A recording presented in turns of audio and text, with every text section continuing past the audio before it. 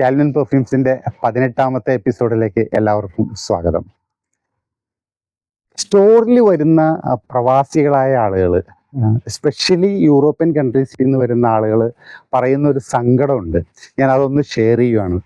അവരവിടെ ഭയങ്കര വില കൊടുത്ത് മേടിക്കുന്ന പെർഫ്യൂംസ്, നല്ല എമൗണ്ട് കൊടുത്ത് മേടിക്കുന്ന ഒറിജിനൽ പെർഫ്യൂംസ് അവർക്കവിടെ നല്ല നീറ്റായിട്ടുള്ള ലാസ്റ്റിങ് കിട്ടുന്നുണ്ട്.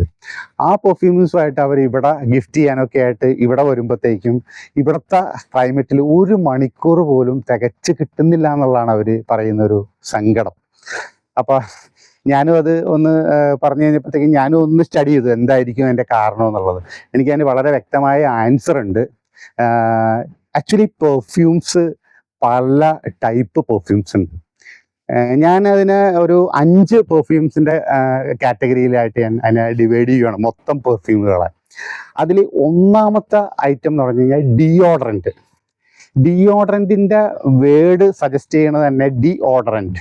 അത് ശരിക്കും പറഞ്ഞു കഴിഞ്ഞാൽ ഒരേ ഒരു പർപ്പസേ ഉള്ളൂ, നമ്മുടെ ശരീരത്തിൽ വിയർപ്പിൻ്റെ നാറ്റം അത് ഒഴിവാക്കുക, വിയർപ്പിൻ്റെ ബാക്ടീരിയനെ കില്ല് ചെയ്ത് കളഞ്ഞിട്ട് നമ്മുടെ ബോഡി ഓർഡറിനെ ന്യൂട്രലൈസ് ചെയ്യുക എന്നുള്ളൊരു ഉദ്ദേശം മാത്രമേ ഈ ഡിയോഡറൻറ്റിന് ഉള്ളൂ. ആക്ച്വലി അതൊരു സുഗന്ധം പരത്തുന്ന ഒരു പെർഫ്യൂം കാറ്റഗറി അല്ല. അതിൻ്റെ പർപ്പസ് നമ്മുടെ ന്യൂട്രലാക്കുക എന്ന് മാത്രമേ ഉള്ളൂ. അതിൽ ആക്ച്വലി 5% വരെയുള്ള പെർഫ്യൂം കോൺസെൻട്രേഷൻ അതിൻ്റെ അകത്തുള്ളൂ. ഞാനിത് പറഞ്ഞപ്പോൾ ഒന്നും കൂടി ആഡ് ചെയ്യുകയാണ്. പെർഫ്യൂമിൽ മെയിൻലി ഉള്ള മെയിൻ ഘടകം എന്ന് പറഞ്ഞു കഴിഞ്ഞാൽ ഒന്ന് പെർഫ്യൂമിൻ്റെ കോൺസെൻട്രേഷൻ ഉള്ള ആ compound, aromatic compound, perfume oil, അത് ആണ് ഒരു ഘടകം. രണ്ടാമത്തെ ഘടകം എന്ന് പറഞ്ഞാൽ അതിൽ ചേർക്കുന്ന ആൽക്കഹോൾ, ഇൻഡസ്ട്രിയൽ ആൽക്കഹോൾ, ചിലപ്പോൾ അതൊരു പക്ഷേ എത്തനോൾ ആവാം, ചിലപ്പോൾ മെത്തനോൾ ആവാം. ഇത് 2 ഘടകമാണ് മെയിനായിട്ട് ഈ പെർഫ്യൂമിലുള്ളത്. പിന്നെ കമ്പനിക്കാർ ചേർക്കുന്ന കുറച്ച് ഫിക്സറ്റീവ്സ് ഉണ്ട്. ഫിക്സറ്റീവ്സിൻ്റെ പർപ്പസ് എന്ന് പറഞ്ഞു കഴിഞ്ഞാൽ ബേസിക്കലി അതിൻ്റെ നോട്ട്സുകളെ പ്രൊജക്റ്റ് ചെയ്യിപ്പിക്കുക, ലാസ്റ്റ് ചെയ്യിപ്പിക്കുക, ഇങ്ങനെയൊക്കെയുള്ള പർപ്പസിന് വേണ്ടി പല പെർഫ്യൂം കമ്പനിക്കാരും പല പല ഫിക്സറ്റീവ്സ് ആഡ് ചെയ്യുന്നുണ്ട്. അപ്പം എങ്ങനെയാണ് അതിൻ്റെ ഘടകങ്ങൾ വരുന്നത്? ഇതിനെ വെച്ചിട്ടാണ് പെർഫ്യൂമിനെയും കാറ്റഗറൈസ് ചെയ്യുന്നത്. ഡിയോഡറൻറ്റിൽ ശരിക്കും പറഞ്ഞാൽ 5% വരെയുള്ള പെർഫ്യൂം ഓയിലേ ഉള്ളൂ അതിൻ്റെ അകത്ത്. ബാക്കിയുള്ളത് ആൽക്കഹോൾ ആവാം, ചിലപ്പോൾ ചിലർ വെള്ളം, വാട്ടർ കണ്ടൻറ്റ് വെച്ചിട്ട് ചെയ്യാറുണ്ട്. അപ്പം അങ്ങനെയുള്ള 5% ഉള്ളൂ മാക്സിമം, അതിൻ്റെ ലാസ്റ്റിങ് മാത്രമേ ഉള്ളൂ. രണ്ടാമത്തെ ഒരു പെർഫ്യൂമിൻ്റെ ഒരു ഘടകം മീൻസ് ഒരു വെറൈറ്റി എന്ന് പറഞ്ഞു കഴിഞ്ഞാൽ EDC എന്ന് പറയും, ഓഡോ കൊളോൺ എന്നാണ് പറയണത്. ആ ഓഡോ കൊളോണിൽ മാക്സിമം 5 to 10% പെർഫ്യൂമിൻ്റെ കോൺസെൻട്രേറ്റഡ് ഓയിൽ മാത്രമേ ഉള്ളൂ, ബാക്കി ആൽക്കഹോളാണ്. അപ്പം അതിൻ്റെ ലാസ്റ്റിങ്ങും കുറച്ച് കൂടുതലേ ഉണ്ടാവുള്ളൂ. ഈ EDCക്ക് കുറച്ച് ലാസ്റ്റിങ്ങേ ഉണ്ടാവുള്ളൂ. സേ ഒരു 1 hour 2 hour അത്രയൊക്കെ ലാസ്റ്റിങ് നമുക്ക് EDCയിൽ കിട്ടുള്ളൂ. അതിൻ്റെ മുകളിൽ വരുന്ന മൂന്നാമത്തെ ഘടകമാണ് EDT, ഓഡോ ടോയ്ലറ്റി എന്ന് പറയും. ഓഡോ ടോയ്ലറ്റി എന്ന് പറയുമ്പോൾ 10 to 15% വരെയും ഓയിൽ കണ്ടന്റ് ഉണ്ടാവും, ബാക്കിയുള്ളത് ആൽക്കഹോൾ ആയിരിക്കുള്ളൂ. അതിൻ്റെ ഒരു ലാസ്റ്റിങ് കുറച്ചും കൂടി കൂടുതലുണ്ടാവും. സേ ഒരു 4 hours വരെയൊക്കെ ലാസ്റ്റിങ് കിട്ടാം. അടുത്ത ഒരു പെർഫ്യൂമിൻ്റെ കാറ്റഗറി എന്ന് പറയുന്നതാണ് EDP എന്ന് ഓഡോ പെർഫ്യൂം.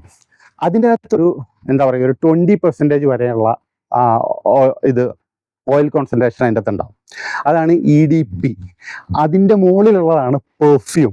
ചിലർ പാഫ്യൂം എന്ന് പറയും, അതൊരു ഫ്രഞ്ച് വേർഡാണ്. പെർഫ്യൂം തന്നെയാണ് അത്, പാഫ്യൂം അല്ലെങ്കിൽ പെർഫ്യൂം. അതിൽ 20% മുകളിൽ, സാധാരണ 20 to 30% ഓയിൽ കോൺസെൻട്രേഷൻ വരുന്നത്. ചില പെർഫ്യൂംസിൽ അതിൽ കൂടുതലും ഉണ്ടാവും, മീൻലി 40% വരെയൊക്കെയുള്ള പെർഫ്യൂംസും ഉണ്ട്. അത്രയും ലാസ്റ്റിങ് അതിൻ്റെ അകത്ത് കൂടുതൽ കിട്ടും. ഇങ്ങനെ പെർഫ്യൂമുകളെ ഇങ്ങനെ തരംതിരിച്ചിരിക്കുകയാണ്. വിലയും അതുപോലെ തന്നെയാണ്. ഇപ്പം ഏറ്റവും കുറഞ്ഞത് ഒരു 250 രൂപയൊക്കെ കൊടുത്താൽ നമുക്ക് ഡിയോഡറൻറ്റ് കിട്ടും. അങ്ങനെ അതിൽ കൂടി വരുന്ന ഏറ്റവും കൂടിയ വില വരുന്നതാണ് പെർഫ്യൂം എന്ന് പറയുന്നത്. ഞാൻ പറഞ്ഞു വന്ന ആദ്യത്തെ ഘടകം ഇത് തന്നെയാണ്. നമ്മുടെ തണുപ്പ് രാജ്യങ്ങളിൽ, യൂറോപ്യൻ പ്രവാസികളൊക്കെ ഉള്ള തണുപ്പ് രാജ്യങ്ങളിൽ, യൂറോപ്യൻ കൾച്ചറിൽ അവിടെ EDC മതി. ആക്ച്വലി ഓഡോ കൊളോൺ ഉണ്ടെങ്കിൽ നമുക്ക് അവിടെ സുന്ദരമായിട്ട് ലാസ്റ്റ് ചെയ്യും.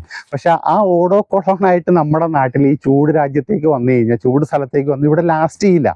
അതുകൊണ്ട് ഇവിടെ വരണമെന്നുണ്ടെങ്കിൽ, ഇവിടുത്തെ ക്ലൈമറ്റിൽ യൂസ് ചെയ്യണമെന്നുണ്ടെങ്കിൽ പെർഫ്യൂം അല്ലെങ്കിൽ EDP പെർഫ്യൂം വളരെ റയറായിട്ടാണ് നമുക്ക് മാർക്കറ്റിൽ കിട്ടുക. കൂടുതലും കിട്ടുക EDP ആയിരിക്കും. അപ്പോൾ നമ്മൾ പെർഫ്യൂം വാങ്ങിക്കാൻ പോകുമ്പോൾ ഏറ്റവും കൂടുതൽ ശ്രദ്ധിക്കേണ്ട ഒരു മെയിൻ ഘടകം, നമ്മുടെ നാട് കേരളത്തിൽ നിൽക്കുന്ന അല്ലെങ്കിൽ ഇന്ത്യയിൽ നിൽക്കുന്ന ഒരാൾ പെർഫ്യൂം മേടിക്കാൻ പോകുമ്പോൾ ശ്രദ്ധിക്കേണ്ട ഏറ്റവും മെയിൻ കാര്യം ആ പെർഫ്യൂമിൻ്റെ കോൺസെൻട്രേഷൻ. നിങ്ങൾ ഒറിജിനലാണ് മേടിക്കണമെങ്കിൽ ഡെഫിനറ്റ്ലി അതിൽ എഴുതിയിട്ടുണ്ടാവും EDP ആണോ EDT ആണോ. EDP തന്നെ മേടിക്കാൻ ശ്രദ്ധിക്കുക. അല്ലെങ്കിൽ പെർഫ്യൂം ഉണ്ടെങ്കിൽ പെർഫ്യൂം മേടിക്കാൻ ശ്രദ്ധിക്കുക. പെർഫ്യൂം കിട്ടാൻ ഞാൻ നേരത്തെ പറഞ്ഞ പോലെ ഇത്തിരി ബുദ്ധിമുട്ടാണ്, കാരണം കുറവാണ്, പല കമ്പനിക്കാരും ഇറക്കുന്നത് കുറവാണ്. EDP ആയിരിക്കും കൂടുതൽ ഉണ്ടാവുക. ഇനി ഇൻസ്പയർഡ് വേർഷൻസ് ഒക്കെയാണ് ചെയ്യുന്ന ആളുകളുടെ നിന്നാണ് വാങ്ങിക്കണമെങ്കിൽ ഡെഫിനറ്റ്ലി അവരോട് ചോദിക്കണം എത്ര പെർസെൻറ്റേജ് ഓയിൽ അതിൻ്റെ അകത്ത് ചേർക്കുന്നുണ്ട്, അല്ലെങ്കിൽ എന്താണ് തരുന്നത്, EDP ആണോ പെർഫ്യൂം ആണോ, അങ്ങനെ ഏത് കാറ്റഗറിയിലുള്ള സാധനമാണെന്ന് ചോദിച്ചിട്ട് വേണം നിങ്ങൾ ഓർഡർ ചെയ്യാനായിട്ട്. അപ്പോൾ ഈ ഒരു ഇതാണ്, EDP ഉണ്ടെങ്കിൽ മാത്രമേ നമ്മുടെ ഈ ഒരു ക്ലൈമറ്റിൽ ലാസ്റ്റിങ് കിട്ടുള്ളൂ. പെർഫ്യൂം ഉണ്ടെങ്കിലാണ് ലാസ്റ്റിങ് കിട്ടുക. അപ്പോൾ ഇത് ഒന്ന് ഷെയർ ചെയ്യുക എന്നുള്ളതാണ് ഇന്നത്തെ എപ്പിസോഡിൻ്റെ എൻ്റെ മെയിൻ അജണ്ട. ഇനി അടുത്ത എപ്പിസോഡിൽ പുതിയ പെർഫ്യൂംസുമായിട്ട് ഇൻട്രൊഡ്യൂസ് ചെയ്യുന്നവരേക്കും എല്ലാവർക്കും ടാറ്റ ബൈ ബൈ.